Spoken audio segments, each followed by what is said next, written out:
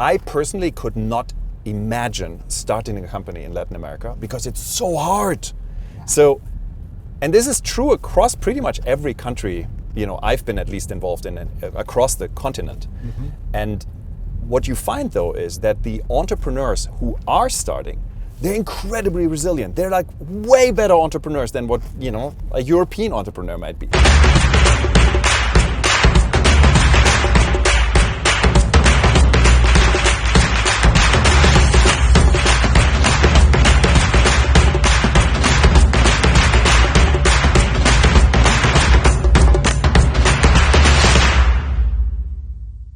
Emprendedor, inversionista, escritor, ejecutivo corporativo. Son solamente unos de los roles que ha desempeñado Pascal Finette en su larga trayectoria. Hoy vamos a hablar con él acerca de cómo en Latinoamérica podemos desafiar esas industrias más tradicionales y cuáles son las oportunidades que hay ahí para todos. Acompáñenos a la entrega del día de hoy. Hi Pascal, how are you? I'm doing super well. How are you feeling this time in Guatemala? It's incredible. I love coming to Guatemala. Unfortunately, it's raining season, so it's raining. Not at the moment, but there's a lot of rain out of here.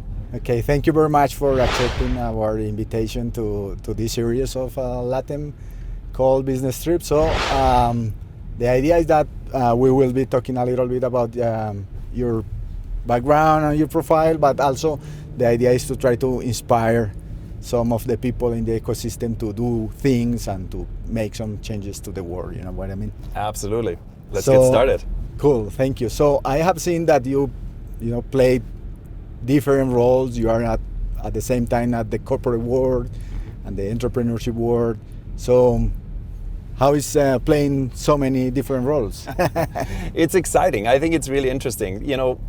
I get bored really, really easily. So I need to keep myself occupied all the times, and I need to see and learn new things all the times. And it is so beautiful and it's so interesting to bridge that gap between entrepreneurs and startups on one hand, and then on the other hand, the corporate world, right? These big companies which have incredible amounts of resources, money, people, but very often can't really, for the life of them, innovate and disrupt. So bridging those two worlds is really fascinating, and there's so much to be learned. So it keeps me busy. Yeah, I can imagine. And I know that you lead a company. I don't know if it's a company called Be Radical. That's right. Yeah. So we started Be Radical about 4 years ago to do exactly what I just talked about, which is really helping predominantly incumbent organizations, so old organizations, big organizations all around the world, to make more sense of this world, to understand the future better, but then also help them to be successful in their transformation efforts and bridge, the gaps a little bit. Okay, cool. And do you work a lot in, Latin America or Africa or places like that? So we've got clients all over the world, which is incredibly privileged. Our geographical focus, though, is, I would definitely say, North America, where we're from, Europe, where I was born, and then Latin America. So unfortunately, not too much happening on the African continent, at least for us. And Asia, there's a lot of opportunity, but Asia is so far, and time zones are so hard. And I cherish sleep. I like to sleep, and I don't want to wake up at like 3 a.m. in the morning to do a conference call. So it is mostly in our time zones. Okay, cool. And I also saw that you play some role at the Singularity University. Yeah, so it was very early with our friends over at Singularity University, the team, which Peter Diamandis and Ray Kurzweil and Salim Ismail, of course, put together to build Singularity. And I spent quite a few years there doing all kinds of stuff, from entrepreneurship. I built their accelerator program. I raised a venture fund for them. I spoke there, so I teach there, talking about open innovation and entrepreneurship. So it was a pretty wild ride. Okay, cool. And in the venture capital side, you have a fund or something like that? Yes, so I used to run a fund. I found for myself that I personally don't like to be on the venture capital side. I find it is, for me personally, a little too far removed from the action. Okay. And the other thing which I find as a venture capitalist, and probably this creates a little bit of empathy for the founders here, you just have to say, by definition, you have to say no all the time, right? It's like 95, 98% of the time you say no to people. And it's often not because you don't believe in the people or their product or their service. Because you have a thesis or limited resources. Or, right, you have limited resources, you have a thesis that doesn't fit into your thesis. The founder might be just a little bit like too early or too late in the process. So I just found it, quite frankly, quite draining on myself to say no, even to people where I'm like, I want to help you because you're doing incredible work.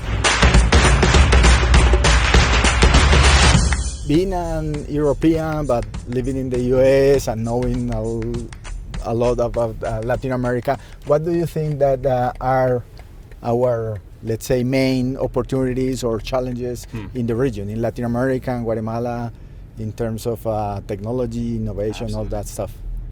Well, I think there's a bunch, right? So when you look at Latin America, generally speaking, first of all, I personally could not imagine starting a company in Latin America because it's so hard. So, and this is true across pretty much every country, I've been at least involved in across the continent.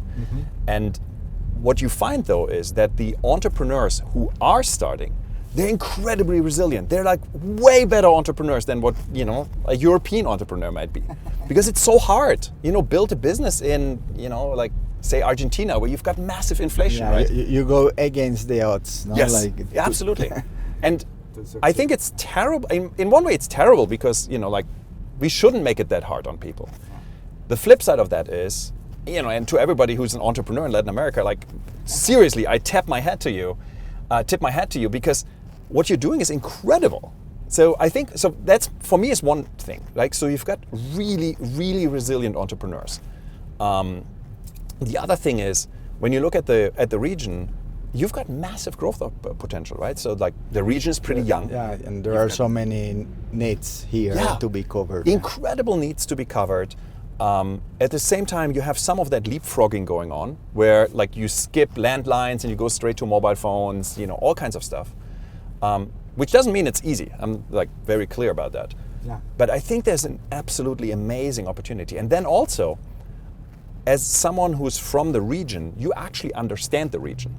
Whereas, I've got a bunch of friends who are Americans or Europeans who try to build businesses in Latin America because the opportunity is there. But they're just not from the region. They don't understand it. Why you are here this year? Why you came to Volcano Summit this time? So I was incredibly lucky that I was here in 2018. I did a keynote here.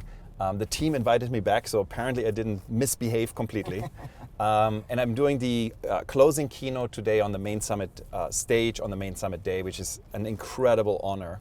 And I'm talking a bit about our necessity to look into the future and understand the future better. And I will bring a bunch of tools and frameworks we have to make sense of the future, because as much as we, I think, now understand the power of exponentially accelerated technologies, like AI and blockchain and God knows what, I do think we still miss a lot of this stuff. And as an entrepreneur particularly, but clearly also as a big corporate, as anyone, we really need to be better at like looking out for these like early indicators of change and then have the fantasy to understand what could be, right? Because the world we're creating is a world of, what could be. So what's next for you after Volcano Summit? Where are you going? What are you going to do? I have a crazy rest of the year in terms of travel schedule. Apparently the pandemic is over and people are traveling again, which is beautiful. So I have upcoming a whole bunch of events, anything from Las Vegas to Washington, D.C. to Mexico City. I'll be traveling quite a bit. So it's going to be an exciting rest of the year for me. Okay, and on top of all the, let's say, professional matters, what do you like doing when you have some free time? So I'm an absolute passionate and avid rock climber. And we climb big mountains. So we climb like really crazy stuff. We're out like on the mountain for like a whole day. And when I say a whole day, we're talking like 24 hours. So wherever I can, I try to squeeze in, if there's a good climbing area, I try to squeeze in, like 2-3 days of climbing. So next planned is actually Las Vegas, which a lot of people don't know. There's actually really good climbing out there in a region called the Red Rocks. It's half an hour away from Las Vegas, so that's coming up for me. 4 days of it. It's Cool. going to be fun. Okay, perfect. So, thank you very much, Pascal, again. It was fantastic talking with you and learning a little bit about all the amazing roles you play. So, thank you again. Thank you for having me. This is an incredible, and thank you so much for driving so safely through a really crazy traffic here. So thank you so much.